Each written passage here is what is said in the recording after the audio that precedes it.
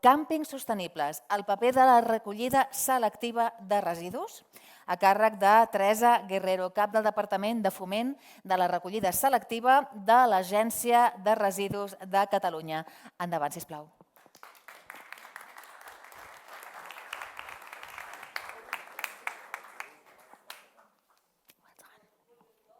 Que ja se sent bé. Primer de tot, agrair a l'organització del Congrés permetre'ns aquest temps per compartir un projecte que hem iniciat i que volem que sigui conegut per tots els que esteu aquí. Però abans us volia preguntar, si us pregunto, si a casa vostra separeu el vidre, separeu el paper, separeu els envasos i fins i tot, si separeu l'orgànica a una manera diferent de la fracció resta, jo crec que la majoria em direu que sí. Però i els vostres càmpings? I els vostres llocs on estan els vostres clients? D'això és el que vinc a parlar avui, dels residus municipals i la importància de la seva gestió també en els càmpings. Primer, una primera ullada a la quantitat de residus que generem. Aquí teniu les xifres, que Déu ho sap que generem de residus municipals a Catalunya uns 4 milions de tones cada any, i això vol dir que cada un de nosaltres generem més o a l'ordre de mitja tona a l'any, cada persona. Imagineu-vos la quantitat de residus que generem. I a més, malgrat la quantitat d'esforços que s'han fet des de tots els estaments, des de les administracions públiques, des de les administracions locals, des de les empreses, des de les institucions, des de les persones, ciutadans, encara a Catalunya més de la meitat dels residus van barrejats. És que jo quan veig els números és que ni jo mateixa m'ho crec. No pot ser, més de la meitat encara va tot junt. I això què vol dir? Que al final, si està tot barrejat, podem aprofitar alguna cosa, sobretot metalls, perquè és més fàcil, però omplim abocadors. Mentre que si la fracció orgànica, per exemple, la separem, aconseguim compost, que és un recurs. El gest és senzill, separar, i l'impacte és enorme. Què passa amb els càmpings?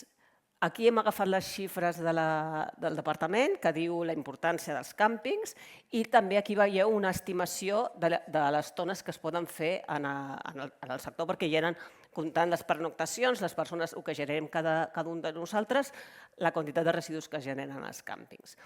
Llavors, té un pes rellevant important, però no és només un problema, és una part important de la solució. Per tant, des dels càmpings es pot contribuir a millorar aquesta situació de la gestió dels residus a Catalunya.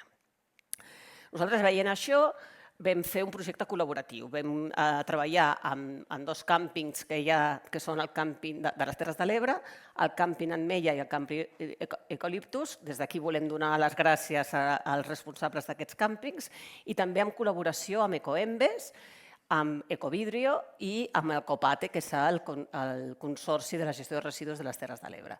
I nosaltres des de l'Agència de Residus. Amb això vam fer un treball col·laboratiu que ara explicaré. Per què volíem, realment, per què ho fem això? Perquè a vegades des de l'anàlisi de tot el sector, quan són els residus, no tenim unes dades tan clares del que està passant realment a la instal·lació. Llavors volíem dades reals, volíem mesures simples, fàcils d'implementar, extrapolables a qualsevol instal·lació de càmpings i materials gràfics, recursos visuals, que es pogués entendre quin és el canvi que s'està produint en la instal·lació. Llavors, no parlem de teoria, sinó d'aspectes que hem provat, que ho hem vist i hem vist el resultat.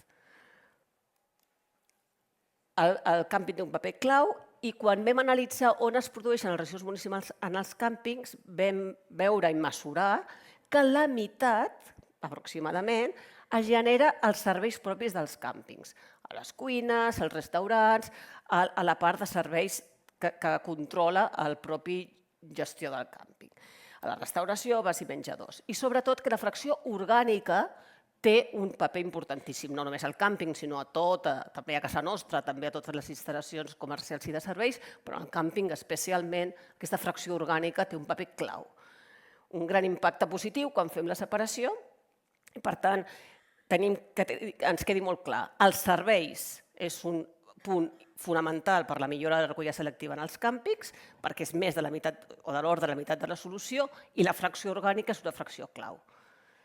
I això, tenint això en el cap, és quan es comencen les millores. Quan ja estàs parlant de millores en els serveis del càmping, un altre aspecte molt fonamental que es va posar de manifest en aquestes proves va ser, clar, les persones, el personal, primer els responsables, els gerents del càmping i les persones treballadores que coneguin l'impacte, que coneguin el que poden fer, que coneguin les mesures que es poden implementar i els mitjans que tenen per fer aquesta separació. Per tant, es va fer totes unes jornades de sensibilització del personal, una implicació molt atenta i molt intensa de les persones responsables d'aquests càmpings i un compromís amb la direcció. Realment es va notar moltíssim aquesta implicació perquè es van poder implementar els canvis de manera ràpida.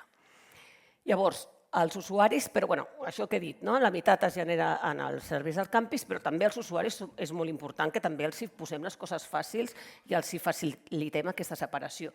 No només per la quantitat, que és l'altra meitat, l'altre 50%, sinó també per la potencialitat que té això, perquè cada vegada que una persona va a una instal·lació i té tots els mitjans per fer la separació, és una doble efecte positiu, aquella pròpia separació i la sensibilització que aconseguim amb aquesta bona gestió. Llavors, aquí el que es va fer és una senyalització molt entenedora, que tots els campistes sapiguessin quines són les fraccions que poden separar en el seu càmping. En els bungalows es va dotar d'equips específics per a aquesta separació dins del propi bungalow. I després, a les parcel·les també es va fer unes actuacions ja graduant la intensitat. Primer serveis, aquí es va aconseguir el 100% de separació, després els bungalows, dotant-los de materials interns perquè puguin amb els seus cubells anar als punts de separació selectiva, i en el cas de les parcel·les es va fer una actuació amb bosses més senzilles, més dinàmiques, perquè pogués fer ús el propi campista d'aquestes bosses i anar als punts centralitzats de separació. Llavors vam veure, perdoneu, que la conclusió d'aquesta part és que quan els campistes van veure aquesta facilitat de cartells, de mitjans, realment ho van agrair i van estar, o sigui, aquesta sensació que a vegades molestem el campista que estigui de vacances, no els demanem res, no, el resultat vam veure que és que ho agraïen, que realment podien, els residus que generem a casa nostra, volem separar-los i posar-los en els llocs adequats. Quan estem de vacances, si ens ho posen fàcil i ho entenem bé, també el client ho va agrair, aquesta millora. Llavors, la conclusió és aquesta, aquí les teniu, la recollida selectiva en origen, amb accions senzilles podem aconseguir grans impactes, sobretot començant per als propis serveis del càmping, que gestioneu directament des de les gerències i pugueu incidir amb el vostre personal i de manera fàcil aconsegueixen una gran millora a la gestió dels residus, però també en totes les altres zones del càmping i amb beneficis econòmics i ambientals i també de percepció.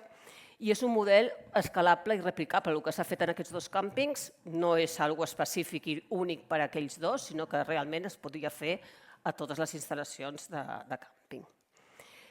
Quins són els propers passos? Avui hem vingut i agraïm de nou a l'organització perquè va ser a última hora que ens van permetre tenir aquest espai, però el que volem és difondre amb més temps com han estat aquestes experiències. Volem fer un webinar conjuntament organitzat amb la Federació de Càmpings de Catalunya, on explicarem en detall, on podreu sentir directament dels responsables d'aquests dos càmpings com ho han viscut, quines millores s'han implementat i quins són els resultats. Ells mateixos ens ho diran. I també tindrem vídeos de les experiències, material divulgatiu que es pot personalitzar, que cada càmping es pot posar la seva especificitat, perquè vosaltres podreu descarregar-vos de la web i utilitzar tot aquest material. I un protocol de quins són els passos, diagnosis, on generem els residus, què podem fer amb els serveis, com podem posar-ho en els bungalows, com podem posar-ho en les parcel·les, un protocol clar de quins són els passos que s'han de donar, de quina manera, depenent del municipi on esteu, quina col·laboració amb el vostre ajuntament o quines empreses privades us poden fer el servei. Tot això quedarà amb un protocol que també estem elaborant i el dia del webinar esperem tenir-lo ja a disposició. Llavors, res més, simplement que sapigueu que estem aquí, que avui està l'Anna Menéndez de Coembes, que ha vingut amb nosaltres, que també està la Sònia del càmping Enmeia, del càmping Enmeia, i que la Nayara Comas, que és del meu equip, i nosaltres estem aquí a la vostra disposició per comentar el que vulgueu i perquè tothom que estigui interessant per implantar aquestes millores en les vostres instal·lacions, el que volem és fer extensiu aquestes millores a totes les instal·lacions possibles. Justament amb la federació intentarem fer-ho conjuntament i quan més càmpings es puguin afegir en aquesta millora ho notarem i creiem que ho notareu vosaltres per una millor gestió interna i per una millor satisfacció dels vostres clients. Res més. Moltíssimes gràcies.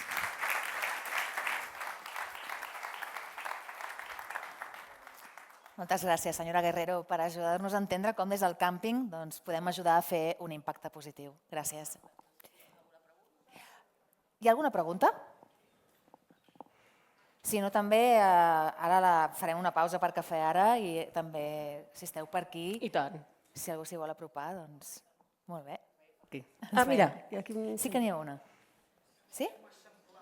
Ah. Que lligava molt el fet que la gent reciclés correctament en el fet de posar-ho fàcil, d'informar, de sensibilitzar. Quin percentatge, perquè aquí es troba la meva dona, que és regidora d'un ajuntament, i es recicla molt poc. Doncs ella, en els plens, insisteix molt en posar cartells informatius, en sensibilitzar la gent i no se li fa massa cas. Per tant, quin percentatge entén vostè que juga un paper determinant en el reciclatge, en el fet de la informació, dels cartells, de la sensibilització, de posar-ho fàcil a la gent? Fonamental. Un paper fonamental. La comunicació és el primer.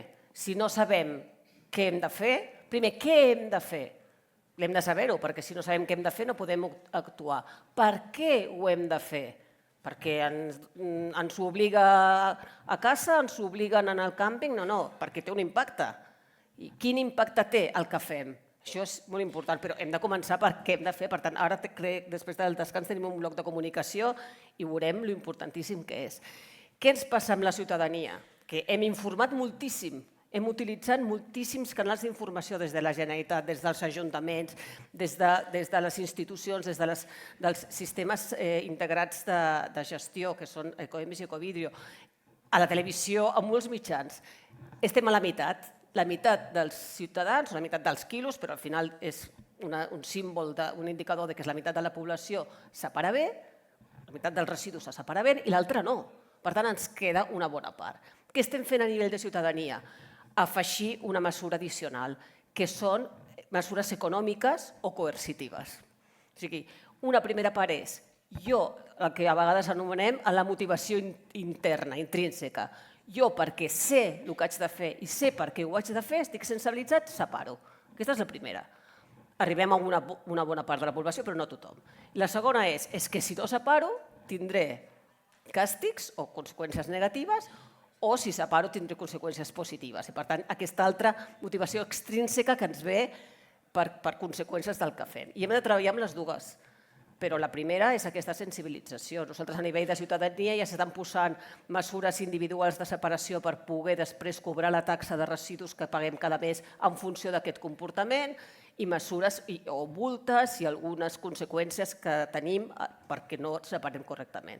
Llavors, la resposta és un paper fonamental, és el bàsic, primer hem d'informar i moltes vegades ens ho hem trobat. Quan la gent sap per què, quines són les conseqüències, què passa després d'aquesta separació, la gent separa, perquè si tu saps que si poses aquella poma en el contenidor gris anirà a l'abocador, es descomposarà sense oxigen a sobre, no farà CO2, farà metà, que és 25 vegades més potent que el CO2. En canvi, si ho poses en el contenidor marró, allò es farà de manera controlada amb aire i farà un compost, dius, oye, doncs el poso aquí.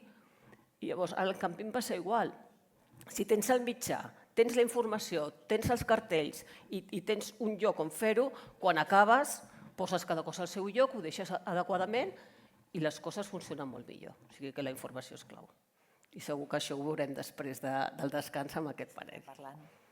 Gràcies. Molt bé, moltíssimes gràcies, senyora Guerrero.